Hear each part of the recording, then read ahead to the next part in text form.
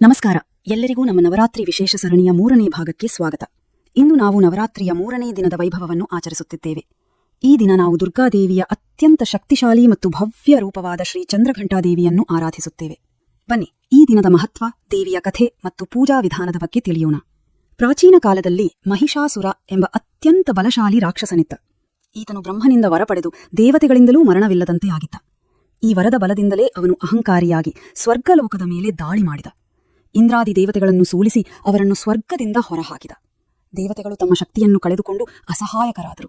ತಮ್ಮ ನಿವಾಸ ಕಳೆದುಕೊಂಡ ದೇವತೆಗಳು ಬ್ರಹ್ಮ, ವಿಷ್ಣು ಮತ್ತು ಮಹೇಶ್ವರರ ಬಳಿ ಸಹಾಯಕ್ಕಾಗಿ ಮೊರೆ ಹೋದರು. ದೇವತೆಗಳ ಸಂಕಟವನ್ನು ಕಂಡ ತ್ರಿಮೂರ್ತಿಗಳು ಹಾಗೂ ಇತರೆ ದೇವತೆಗಳು ತೀವ್ರ ಕೋಪಗೊಂಡರು. ಆ ಕೋಪದಿಂದ ಮತ್ತು ಎಲ್ಲ ದೇವತೆಗಳ ದೇಹದಿಂದ ಹೊರಹೊಮ್ಮಿದ ತೇಜಸ್ಸು ಒಗ್ಗೂಡಿ ಒಂದು ಅದ್ಭುತವಾದ ಸ್ತ್ರೀ ರೂಪಕ್ಕೆ ಜನ್ಮ ನೀಡಿತು. ಆ ದಿವ್ಯ ಶಕ್ತಿಯೇ ದುರ್ಗಾದೇವಿ.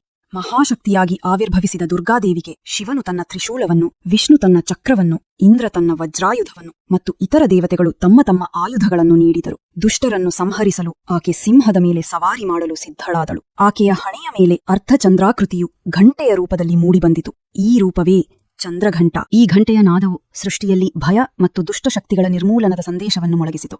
ಚಂದ್ರಘಂಟಾದೇವಿ ಯುದ್ಧರಂಗಕ್ಕೆ ಕಾಲಿಟ್ಟಾಗ ಅವಳ ಹಣೆಯ ಘಂಟೆಯ ನಾದವು ಎಷ್ಟು ಪ್ರಚಂಡವಾಗಿತ್ತೆಂದರೆ ರಾಕ್ಷಸರ ಹೃದಯಗಳು ನಡುಗಿದವು. ಆಕೆಯ ಆಕ್ರಮಣಕಾರಿ ರೂಪ ಮತ್ತು ಕೈಗಳಲ್ಲಿ ಹಿಡಿದ 10 ಆಯುಧಗಳಿಂದ ಮಹಿಷಾಸುರನ ಸೇನೆ ಸಂಪೂರ್ಣವಾಗಿ ನಾಶವಾಯಿತು. ಆಕೆಯ ಶೌರ್ಯ ಮತ್ತು ಪರಾಕ್ರಮಕ್ಕೆ ರಾಕ್ಷಸರು ತತ್ತರಿಸಿದರು. ಕೊನೆಗೆ ಚಂದ್ರಘಂಟಾದೇವಿ ನೇರವಾಗಿ ಮಹಿಷಾಸುರನ ಎದುರಿಗೆ ಬಂದಳು.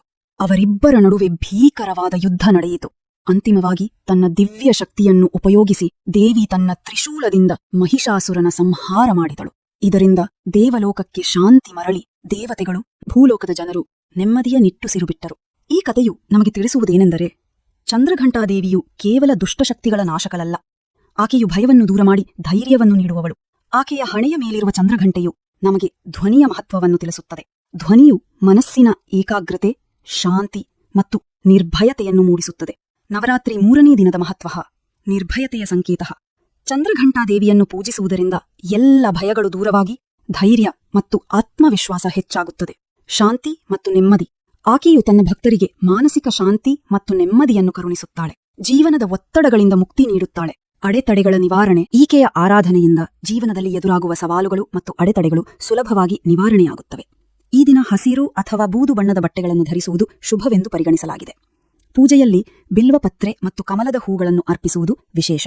ಚಂದ್ರಘಂಟಾದೇವಿಗೆ ಹಾಲು ಮತ್ತು ಹಾಲಿನಿಂದ ತಯಾರಿಸಿದ ಸಿಹಿ ಪದಾರ್ಥಗಳನ್ನು ನೈವೇದ್ಯವಾಗಿ ಇಡಬೇಕು. ಈ ಮಂತ್ರವನ್ನು ಪಠಿಸಿ ದೇವಿಯನ್ನು ಪ್ರಾರ್ಥಿಸಿ. ಓಂ ದೇವಿ ಚಂದ್ರಘಂಟಾಯೈ ನಮಃ. ಪಿಂಡಜ ಪ್ರವರಾರೂಢಾ ಚಂದಕೋಪಾಸ್ತ್ರ ಕೈರ್ಯುತ ಪ್ರಸಾದಂ ತನುತೇ ಮಹ್ಯಂ ಚಂದ್ರಘಂಟೇತಿ ವಿಶ್ರುತ. ಈ ಪವಿತ್ರ ದಿನದಂದು ಎಲ್ಲರೂ ಚಂದ್ರಘಂಟಾದೇವಿಯ ಆಶೀರ್ವಾದ ಪಡೆದು ನಿಮ್ಮ ಜೀವನದಲ್ಲಿ ಶಾಂತಿ ಮತ್ತು ಶಕ್ತಿಯನ್ನು ತುಂಬಿಕೊಳ್ಳಿ. ಮುಂದಿನ ವಿಡಿಯೋದಲ್ಲಿ ನವರಾತ್ರಿಯ 4ನೇ ದಿನದ ಕಥೆಯೊಂದಿಗೆ ನಿಮ್ಮನ್ನು